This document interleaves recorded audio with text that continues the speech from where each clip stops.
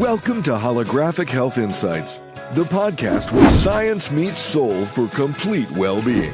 Join hosts Reverend Anne-Marie Byers and her daughter Rochelle Generis as they explore transformative health approaches that integrate body, mind, and spirit, from energy medicine to holistic practices.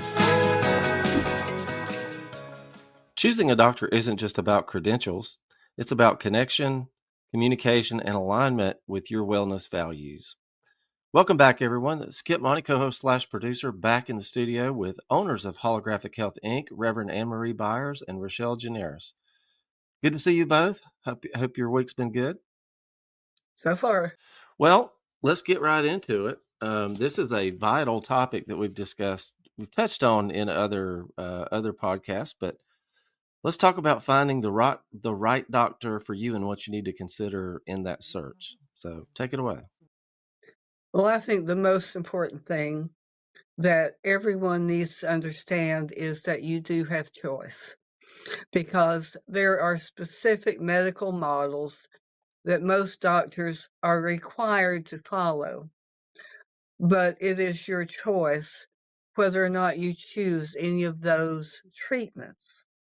Because when you feel in your heart that some treatment is or is not right for you, then it is your choice whether or not you proceed with that. Whether we're talking about a vaccine, chemotherapy, any kind of drug therapy, look at the side effects, look at the pros and cons, talk to God and see what you feel in your heart is right for you. And you should have a doctor that helps explain those considerations to you and that listens to you as a whole person and then aligns with what you're feeling you need to do, what you truly believe you should do. And, I've been through several cancer diagnoses, several surgeries. And so we really believe that there are times when you do need a surgery, you do need a drug. But then there are also times when I've gone to my doctor and I've said, I've talked to God about that, and I do not feel like that's what I need to do. When it came to chemotherapy, for example, it did not feel right.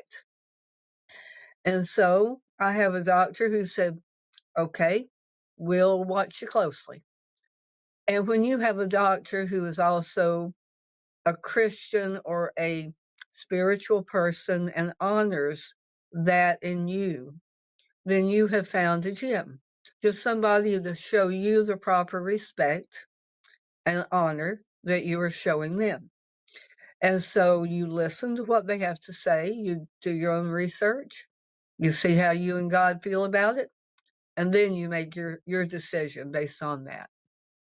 And we believe in working with, when you get a diagnosis, then we can help work with the natural therapies around that diagnosis. So a diagnosis and traditional medicine do have their place, but they're not God's, they're not God, and they are not the be all and end all. So it is choice. It is your choice. What are some key qualities to look for in a doctor beyond their resume? Sure. So like Anne said, somebody who will listen to you. And I come from a medical background. Some of you may not know that. I went to school to be a speech pathologist, and part of half of us work in the schools with peds and half of us work pretty much half in a medical setting. So a hospital, nursing home, that kind of thing. So we go through training in grad school to prepare us for either one.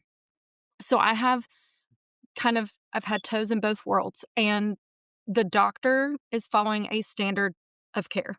So they have the standard protocol. Their job is to just offer you the protocol. And then your job is to start that, which starts then a conversation. So your job as a patient of that doctor is not to just play dead and roll over and take whatever they're throwing at you. Your job is to then be a conversation partner. And obviously, Anne said, we talk to God about it. We pray about it. If it doesn't feel right in our body, or even after doing research, and and looking into pros and cons, like she said, hopefully your doctor is able to provide you with some of that. That is their job. Um, that's what we call informed consent. That is their job, to make sure that you have informed consent. Well, what happens if I do this? What happens if I don't? What happens if I do something else? So their job is to walk you through some of those decision makings. It's not, I'm presenting you with this decision that I've made. No, that comes from somewhere above their head, and their job is just to present it.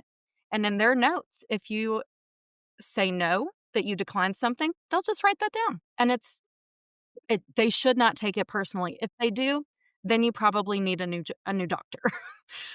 It's when that conversation stops that is, in my mind, a red flag to go look for somebody who is willing to have that conversation. And when you do have a severe imbalance, you've had a severe diagnosis like cancer or MS or some other significant diagnosis that has that standard of care, and you have a doctor that says, we're going to do this, we're going to do this, we're going to do this, and they're not listening to you, that is a real problem. And I've been to doctors like that, where they're going to railroad you into whatever their standard is and whatever they think. And that is not true medicine. That is just following whatever the cookbook says. And you are not a cookbook. You are an individual with individual needs. And I have worked with people recently who have had cancer diagnoses, and they have been holding steady for a year. They have been watching diet and taking certain nutrition. It's their choice to do that. It's just, we can't say we can cure cancer or anything else. That's between them and God. That's between a doctor and a patient and God. And so if somebody is just going to railroad you into something that you do not feel good about, then you need to look elsewhere. There are many different doctors and different plans, different drug therapies, different natural therapies. That is up to you. So that is the most important thing to understand, is that regardless of what the diagnosis is, you do have choice. Well, both you guys mentioned a red flag, like, if this happens, then you probably don't have the right guy. Does any other red flags come to mind? That's a big one, I think. Informed consent, looking at all of your options. Um, I've been to a few doctors in my day. I'm not quite as seasoned as Anne with medical practitioners, but two instances stick out in my mind. There was an instance, it was around the time that she got sick about 10 years ago, not 10, maybe 7. And I had a doctor who, I got some lab results back, and she was like, well, we need to get a sample and then do this. And I said, well, then why, like, aren't we going to learn something from the sample before I go have this procedure? Well, yeah, but no matter what it says, we're going to go do the procedure. And I was just like, I'm going to show you. I'm going to be an example. So we got my lab results back and they were fine. And she scheduled me for the procedure. And I said, no, I'd like to talk to you about other options. And every time I called the office, I just got a nurse practitioner who said, well, this is what she's written, so this is what you need to do. And I said, no, can I talk to her about this? Never heard another word from her. Haven't seen her since. Have not been back to that practice. And then most recently, I went to just a general practitioner, a nurse practitioner, and she was going to prescribe me a steroid. And I said, I've never taken a steroid. Do we have another option? Oh, sure. I can just give you like a high dose of ibuprofen. Okay. I know that I do okay with that. So thank you. But it was this very simple, like, I don't feel good about that. What are my other options? Oh, well, this right here. Like, it's sometimes so simple, but it still stems from that conversation piece that I think a lot, and some people, like with a cancer diagnosis, you go in and you are scared. You are terrified. This is not anywhere that you ever wanted to be or thought that you would be. So I think the the Western medical system kind of preys on that and takes advantage of people who are in that state of fear. And when you're in a state of fear, you cannot access your higher mind, and your decision-making faculties are not there. And I think that's kind of what they bank on, is that, oh, well, I'm just going to present this option and they're going to take it because they're scared and they want to do something immediately and get the ball rolling. I'm very much like that myself. But with big decisions, let's be real. If you're buying a house, buying a car, deciding whether to put your child in school, like, these are massive decisions that have a long-term effect. Healthcare is the same way. So I think it deserves some time to settle, give you time to pray and really think about it. Consult your family.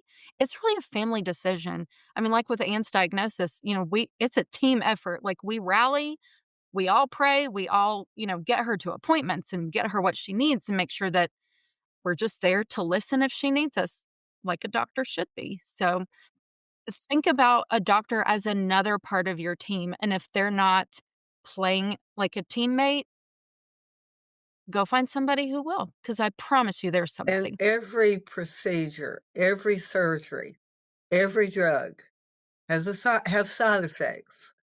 And you need they have consequences, yes. And you have to weigh those with not doing anything, or doing an alternative solution like steroids. Steroids can have really negative side effects. And so, should you do that sometime? Perhaps. Should you not? Perhaps. That depends on you. And I did steroids once, threw me into a real difficult situation with some yeast and other things. I will not do that again. And so I've learned for myself, there are things I do not want to do not feel comfortable doing. And those are things that you have the right to discuss with your doctor. And if you have a doctor that says, well, we're going to do this no matter what, that is not a discussion. That is...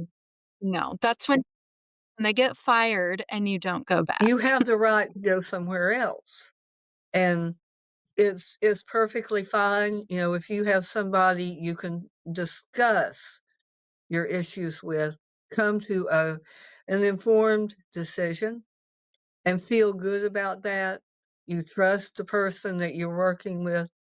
That is extremely important. This is your health. And and you an important word, trust. Trust is not given, it is earned. You don't automatically get trust from somebody because you have all these letters behind your name or all these certificates on the wall. You earn the trust by building a relationship with somebody. It's that way with who we choose to marry. It's that way with who we choose to be friends with. It should definitely be that way with somebody who we put as, not in charge of our health, but somebody that we entrust with our health. So, keyword, thank you. Well, Anne-Marie, Rochelle, thank y'all so much for sharing very empowering insights on how to find a doctor. And we will see you guys in the next episode. Thanks for joining us on Holographic Health Insights. If you're ready to dive deeper into transformative health approaches, visit holographichealth.com or give us a call at 800-566-1522. Remember, your journey to total well-being starts here.